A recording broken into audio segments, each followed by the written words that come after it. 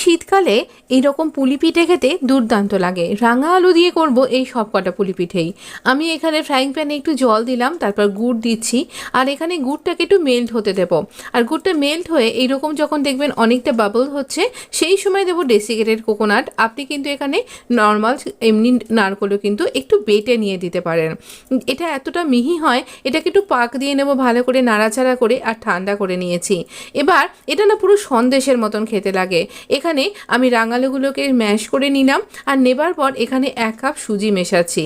এখানে মোটামুটি 500 থেকে 600 গ্রাম মতন রাঙালু আছে, আর এমনভাবে সেদ্ধ করেছি যাতে গলে গেছে, অথচ কিন্তু একদম গলে গিয়ে পিলপিলা টাইপের হয়ে যায়নি, জল জলে ব্যাপারটা থাকবে না।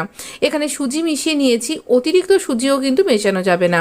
এখানে আগে থেকে জাল দিয়ে রাখা 2 কাপ মতন দুধ দিয়ে সেটাকে ফুটতে দিলাম, আর তারপর সেখানে একটুখানি চিনি আর একটুখানি আমি গুড় মিশিয়ে নিলাম।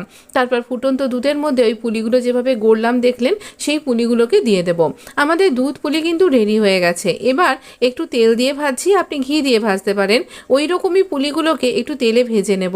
আরেকটা কড়াই নেব, তাতে গুড় দেব, সামান্য একটু চিনি দিয়ে একটা চটচটে রস দিয়ে তার মধ্যে এই পুলিগুলোকে একটু কোট করে নেব।